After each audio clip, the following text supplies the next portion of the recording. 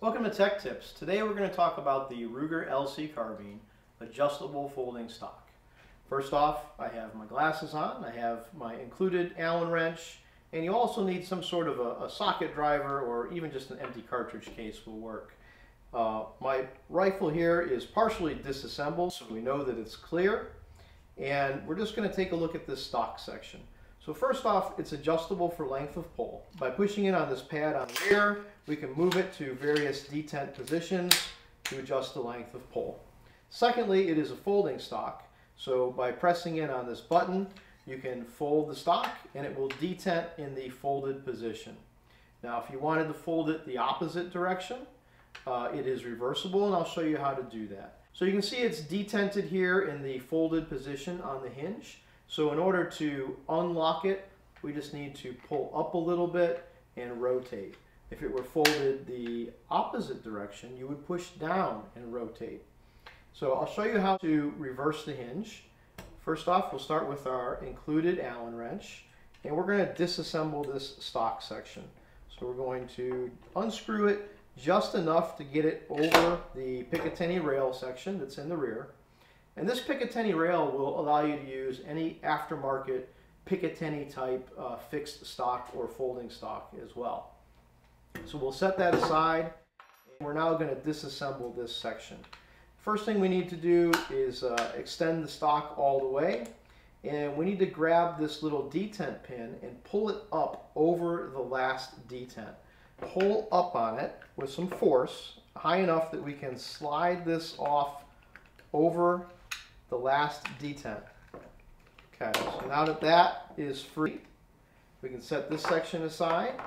To remove the cheek pad, you're just going to pull up on this little rear plastic tab, and that will allow the cheek pad to slide off. Now you're left with your receiver extension, and you can see there's a couple of exposed Allen screws here. So using our included Allen wrench, we're going to unscrew these. But before we do that, we want to make sure that our hinge is in the closed and locked position so that the latch piece doesn't slide out once we have this removed. So we'll just go ahead and loosen these.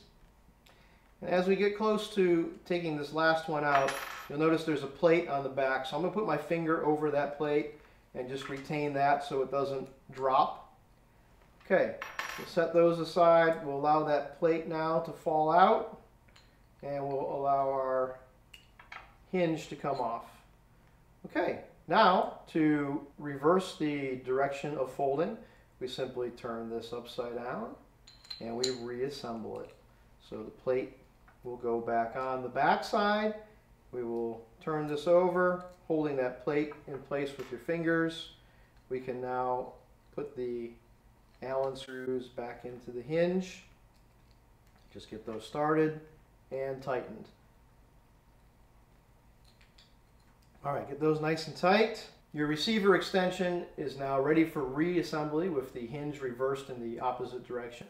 But before we reassemble it, you'll notice that this has the same shape as an AR buffer tube, which means it would fit any aftermarket AR type stock of your choosing. So for example, before we reassemble, we could switch out and we could put this Magpul stock on here. Some of the aftermarket stocks will allow you to get an even longer length of pull to make it a little bit more suited to your needs. And so now we can reassemble this onto the Picatinny rail section at the rear of the receiver and just tighten that down. To reinstall the included Ruger stock, it would simply reinstall the opposite way. You'd slide the cheek piece on until it latches, and then slide the stock section on. Okay, so here we have a side folding stock that's been reassembled to fold in the opposite direction using an aftermarket stock. And remember, now that I've reversed it, in order to close it, we need to push down a little bit to get it over that detent instead of pulling up. So this is your adjustable, folding, reversible stock for the Ruger LC Carbine. Thank you for watching Tech Tips.